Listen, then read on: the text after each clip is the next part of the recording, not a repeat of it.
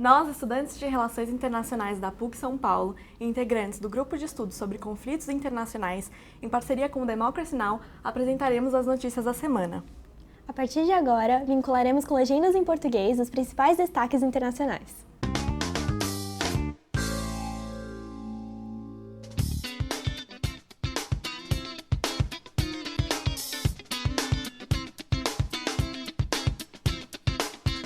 From Pacifica, this is Democracy Now! Han intentado asesinarme el día de hoy. There has been an attempt to assassinate me. I have no doubt that this all points to the extreme right in Venezuela in alliance with the right in Colombia. Venezuelan President Nicolás Maduro has survived an apparent assassination attempt by drones packed with explosives. We'll get response from, among others, Alejandro Velasco, born and raised in Caracas, now executive editor of NACLA Report on the Americas. But first, 17-year-old Ahed Tamimi has been described as the Rosa Parks of Palestine. After 8 months, she's been released from an Israeli jail. I hope for the liberation of Palestine, for the end of the occupation, for us to be able to go anywhere we want, anytime we want, without anyone preventing us from doing so. Ahed Tamimi became a hero to Palestinians last year when a video went viral showing her slapping an Israeli soldier after she learned her cousin had been shot in the head by a soldier with a rubber-coated steel bullet. My goal wasn't to hit him. I didn't intend to hit him. He had shot my cousin in the head, and my cousin was going to die because of the injury. The soldier at the front of my house was shooting at children and young men in the street. I'm not the one that went to him. He's the one that was at the front of my door. We'll speak with Ahed Tamimi from her home in the West Bank. All that and more coming up.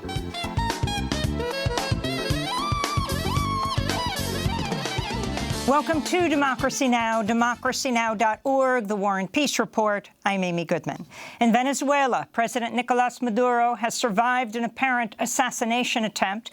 Officials say drones loaded with explosives detonated above Maduro as he gave a nationally televised speech at a military event in Caracas on Saturday. Maduro has blamed the outgoing Colombian president for the attack. Han intentado asesinarme el día de hoy. There has been an attempt to assassinate me. I have no doubt that this all points to the extreme right in Venezuela in alliance with the right in Colombia, and that Colombian President Juan Manuel Santos is behind this attempt. I have no doubt. Preliminary investigations have indicated to us that there are various financial backers of this attempt on my life. They live in the United States and the state of Florida. Hopefully, President Donald Trump's government is willing to fight these terrorist groups which are attempting great attacks against countries on this continent, in this case, Venezuela. U.S. National Security Advisor John Bolton has denied U.S. involvement in the attack while speaking on Fox News Sunday. Well, I can say unequivocally there was no U.S. government involvement in this at all. We'll have more on Venezuela later in the broadcast. President Trump has admitted the purpose of a June 2016 meeting in Trump Tower between a Kremlin-connected lawyer and Trump's son, Don Trump Jr., among others, was to get dirt on Hillary Clinton. On Sunday, Trump tweeted, "Fake news reporting, a complete fabrication, that I am concerned about the meeting my wonderful son Donald had in Trump Tower. This was a meeting to get information on an opponent, totally legal and done all the time in politics, and it went nowhere. I did not know about it," he tweeted.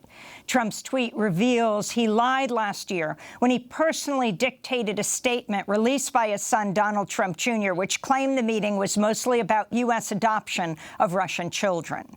In Northern California, the Mendocino Complex fire is now the fourth largest fire in California history, with more than 250,000 acres burning. The raging wildfire has destroyed 68 homes and forced evacuations in 3 Northern California counties.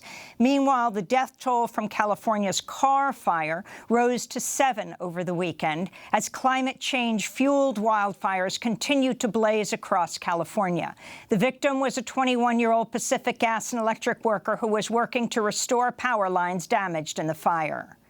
In Indonesia, a 7.0 magnitude earthquake has killed at least 91 people on the island of Lombok, with the death toll expected to rise. More than 200 people have been injured in Sunday's earthquake, which destroyed thousands of homes and buildings and forced more than 10,000 residents and tourists to evacuate the island. In Zimbabwe, a military crackdown against opposition activists continued over the weekend following last week's historic presidential elections. Longtime leader Robert Mugabe's former vice president, then acting president Emerson Mnangagwa, was declared the winner of Monday's election, although opposition parties have rejected the outcome, questioning the vote count. Human rights groups now say dozens of opposition activists have been abducted, attacked, or raped by unidentified men during a wave of post-election repression. The army has also been deployed to the streets of the capital, Harare.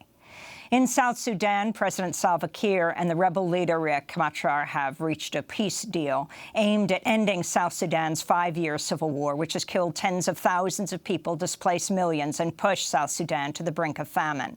The conflict began in 2013 after President Kiir fired Machar, then serving as vice president. Under the new power-sharing agreement, Machar will return to power as one of 5 vice presidents. In Gaza, Israeli soldiers killed 2 Palestinian protesters Friday during the latest round of protests at the separation fence between Israel and Gaza. One of the victims was 15-year-old Muad al-Suri, who was shot in the stomach by an Israeli soldier. Gaza authorities say the Israeli military has killed at least 160 Palestinians and wounded over 15,000 more since the nonviolent Great March of Return protests began March 30th. Israel and Egypt are discussing a deal aimed at improving living conditions in Gaza. Meanwhile, in Israel, tens of thousands protested against the controversial new law defining Israel as the nation-state of the Jewish people. The protest was led by the Druze community, an ethnic and religious minority in Israel. President Trump has continued his racist attacks against prominent black journalists, athletes, and politicians. Early Saturday morning, he insulted NBA superstar LeBron James and CNN host Don Lemon, tweeting, quote, "LeBron James was just interviewed by the dumbest man on television, Don Lemon. He made LeBron look smart, which isn't easy to do," unquote.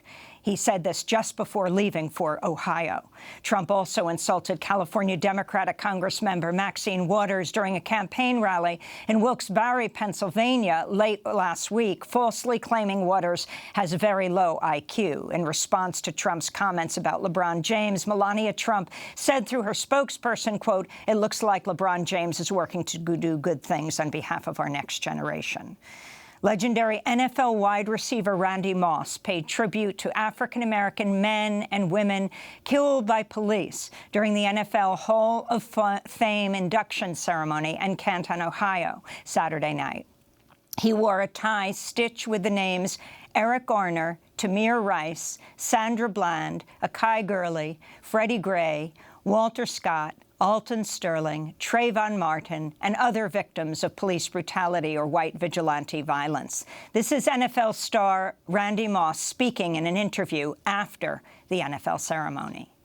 What I wanted to be able to express with my ties to let these families know that they're not alone. You know, I'm not here, voicing, but by these names on my tie at a big platform as the Pro Football Hall of Fame, there's a lot of stuff going on in our country, and I just want to let these family members know that they're not alone. In Portland, Oregon, anti-racist, anti-fascist protesters faced off against members of the far right-wing group Patriot Prayer during a protest and counter-protest Saturday. Hours into the competing protests, police officers attacked the anti-fascist counter-protesters with pepper spray and stun grenades. Oregon's police chief has ordered a review of the use of force at Saturday's protest. Meanwhile, in Washington, D.C., the Metro Rail System's largest union announced its workers would not participate in a proposed plan to run separate trains for white supremacists planning to attend the far right-wing Unite the Right rally in D.C. on August 12th.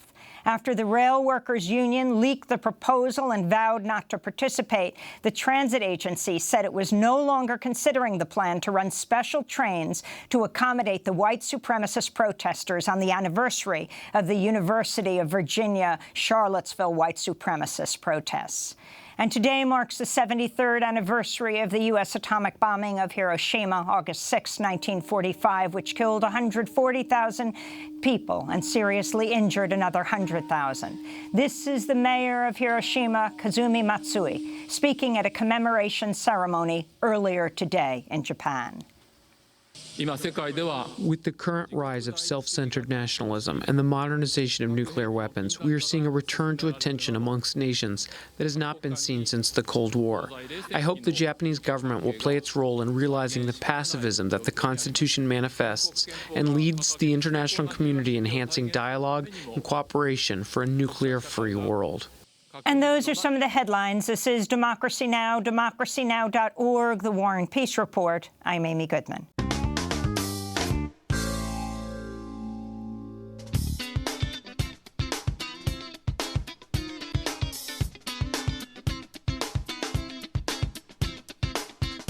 From Pacifica, this is Democracy Now!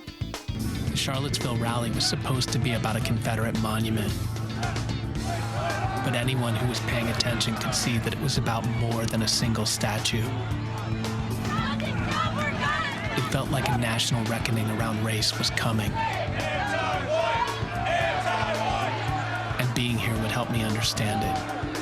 A year after the deadly white supremacist rally in Charlottesville, Virginia, far-right groups are converging again this weekend at another Unite the Right rally, this time in Washington, D.C.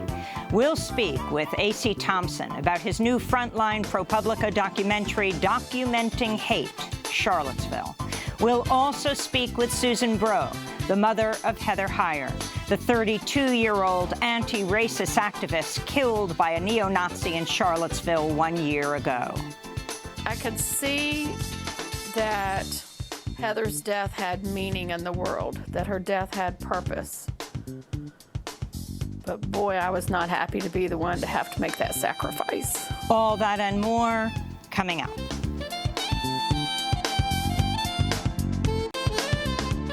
Welcome to Democracy Now!, democracynow.org, The War and Peace Report. I'm Amy Goodman.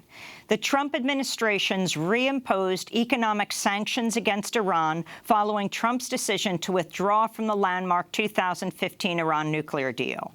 The reimposition of sanctions increases tensions between the U.S. and Iran and the U.S. and its European allies. This morning, Trump threatened other countries seeking to trade with Iran, tweeting, "Anyone doing business with Iran will not be doing business with the United States," unquote. Trump withdrew from the nuclear agreement even though international experts certified Iran was complying with the terms of the deal. On Monday, Iranian President Hassan Rouhani condemned the sanctions as psychological warfare and said he would not begin negotiations until the sanctions are withdrawn. The first step would be for U.S. President Donald Trump to show that he genuinely wants to engage in negotiations to solve a problem. What's the meaning of negotiations when you impose sanctions at the same time? It's like someone pulling a knife to stab a rival or an enemy in the arm, while at the same time claiming we should be talking and negotiating. The answer in such a case would be to say, remove the knife from the arm and put the knife away. In Brazil, the Workers' Party has nominated imprisoned former President Luiz Inácio Lula da Silva, known as Lula, as the party's presidential candidate. Lula's currently in jail, serving a 12-year sentence on a corruption conviction his party says was politically motivated. Polls show him as the front-running candidate for the October presidential elections, but the Supreme Electoral Court is expected to bar him from running. His imprisonment has been condemned internationally, including by 29 U.S. lawmakers who wrote, quote, "The facts of President Lula's case give us reason to believe the main objective of his jailing is to prevent him from running in upcoming elections." To see our hour with Lula, you can go to democracynow.org. Rick Gates, the right-hand man of Trump's former campaign chair, Paul Manafort, testified in federal court Monday that he's been involved in criminal activity with Manafort. Gates has accepted a plea deal to testify against Manafort, who's facing 18 charges, including tax fraud, bank fraud, and money laundering. Manafort's trial is the first trial associated with special counsel Robert Mueller's investigation into Trump's ties to Russia. During Monday's hearing, Gates testified he helped Manafort hide secret foreign bank accounts, obscured 15 shell companies, which the prosecution alleges were part of a long-running tax and bank fraud scheme. In his testimony, Rick Gates said, quote, "I was the one who helped organize the paperwork." Voters are heading to the polls for primary races in 4 states today: Missouri, Kansas, Michigan, and Washington State. In Michigan, former Detroit Health Commissioner Abdul El-Sayed is facing off against Gretchen Whitmer for the Democratic nomination for Michigan's governor. Vermont Senator Bernie Sanders and New York congressional Democratic nominee Alexandria Ocasio-Cortez and other progressive leaders have endorsed Dr. El-Sayed, who is vying to become the nation's first Muslim governor. This is Dr. El-Sayed speaking with The Intercept's Mehdi Hassan about what he would do on his first day of office if elected. Number one, I want to shut down Line 5. Our Great Lakes account for 20% of the world's fresh water, 85% of the water in North America.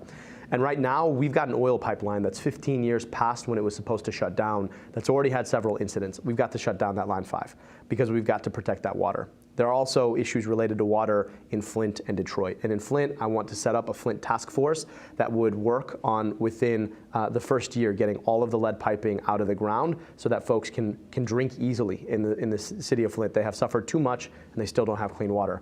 And then we need to put a moratorium on water shutoffs in the city of Detroit. The city alone this summer shut down about 17,000 homes from having basic access to water because they can't pay. Meanwhile, we've got Nestle bottling our fresh water for $400 a year, and folks have to pay $400 a month in Detroit.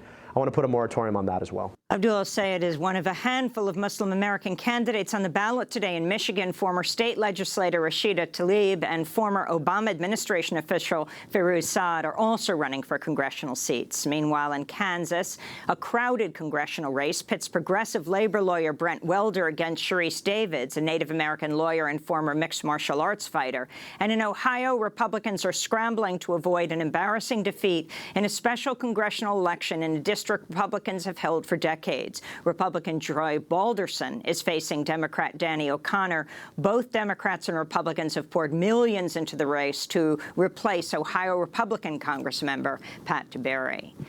In more election news, Democrats in Tennessee are celebrating a blue wave that swept through Shelby County last week as Democrats won 21 of the 26 county offices up for grabs.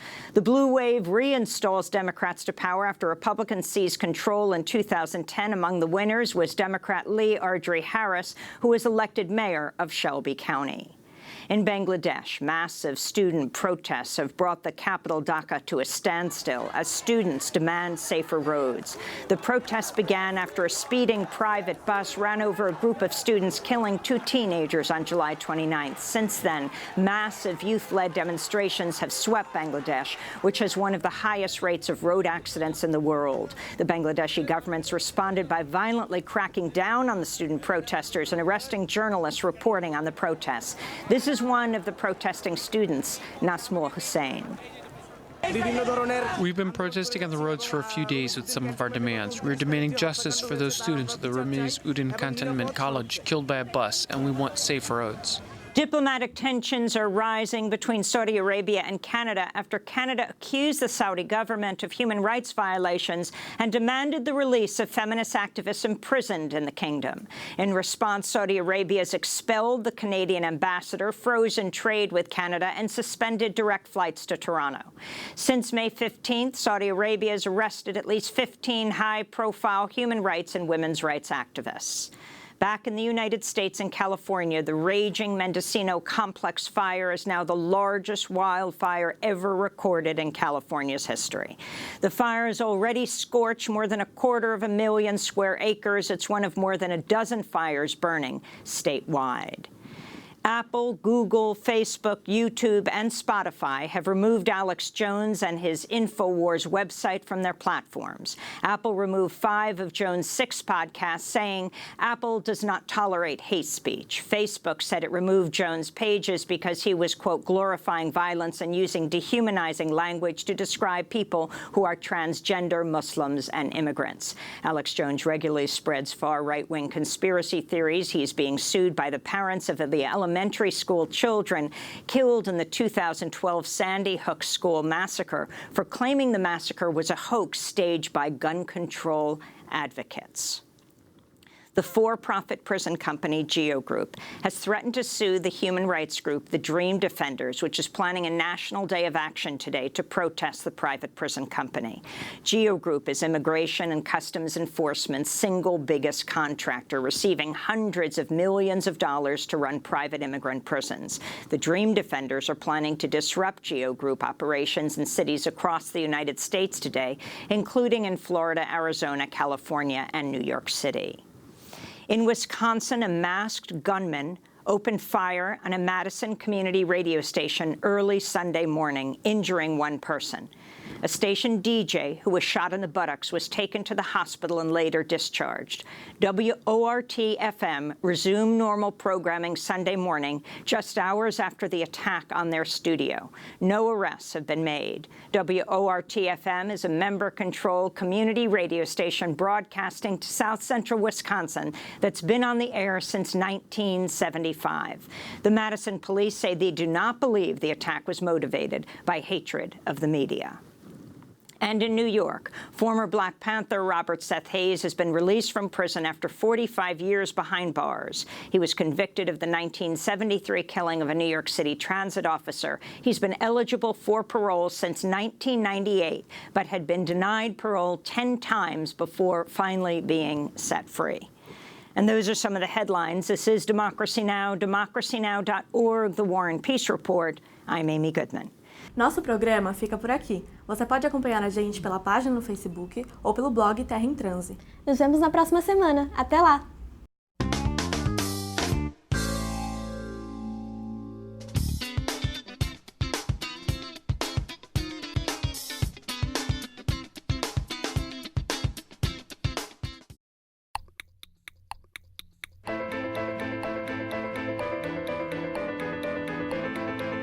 Cada grupo de 2 alunos escolheu o tema, desenvolveu o projeto. Faz um mês que eles estão trabalhando nisso, então faz um mês que eu estou orientando durante as aulas. Olha, acrescente isso, tire aquilo, conserta aqui, faça lá. E os outros professores também da área de computação. Uma pequena central multimídia, usando só 2 Arduinos.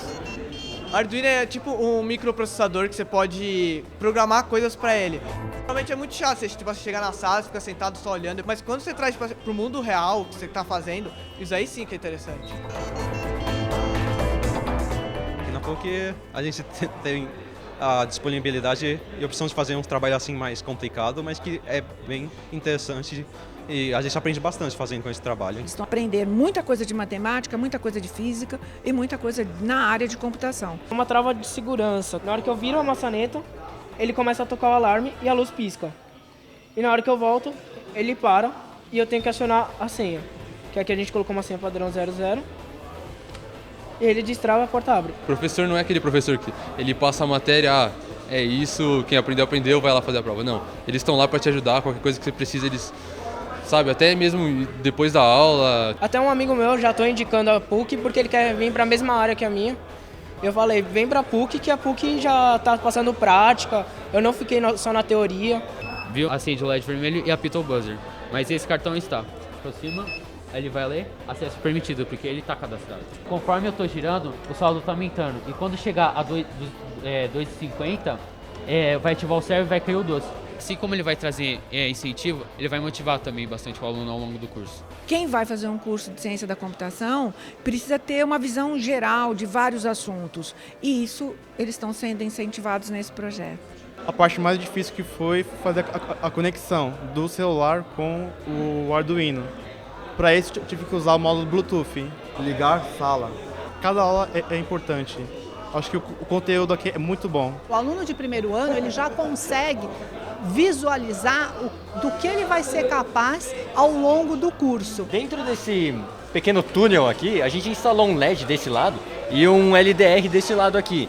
O LDR é um sensor de luminosidade, então no momento que o LED está aceso e o carrinho ele passa, o carrinho ele faz uma pequena sombra no sensor de luminosidade e esse sensor de luminosidade pega essa diferença de luminosidade e transforma isso em uma informação como o LAP e o LAP time. A gente vai aprendendo muitas coisas, quebrando desafios e superando coisas, superando dificuldades. O projeto que agrega vários tipos de conhecimento e que chega a uma atividade concreta dessas é bastante estimulante para o aluno.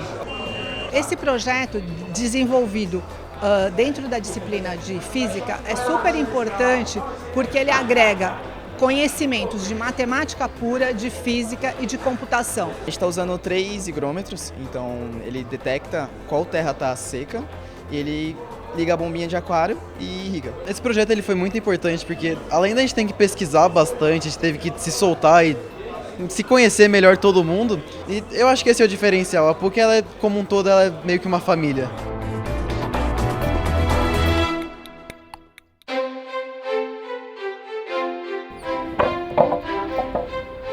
O projeto surgiu com o auxílio do professor, que passou um trabalho para a gente fazer a ponte, né? Que é a ponte arqueada de Leonardo da Vinci. Isso foi muito enriquecedor para a gente, porque a gente conseguiu colocar em prática os conceitos da disciplina. O nosso projeto, além de ter o aspecto técnico-científico, ele teve uma inspiração, o biomimetismo. O biomimetismo, basicamente, é a execução de projetos onde você busca alguma inspiração na natureza para tornar isso funcional e criar um projeto. Por exemplo, tem uma curva, né? Ela existe porque aquele formato consegue fazer com que o peso, a carga, seja distribuído de forma uniforme, ou seja, ele não vai quebrar. O projeto foi baseado em 3 etapas. A primeira foi a busca de referências bibliográficas. Depois disso a gente fez um protótipo para poder dimensionar. E a terceira etapa foi a realização da ponte em tamanho real. Os módulos são compostos por 3 peças. Uma na horizontal, que é uma trava inteira, e 2 na lateral, que possui 3 encaixes. A gente viu que se fizesse uma seção retangular, a área, a seção que receberia carga, seria muito menor. Então a gente resolveu fazer em formato de arco, que assim os esforços solicitantes se distribuiriam melhor na seção. E temos também a barra onde nós temos os pés, né, que são os apoios.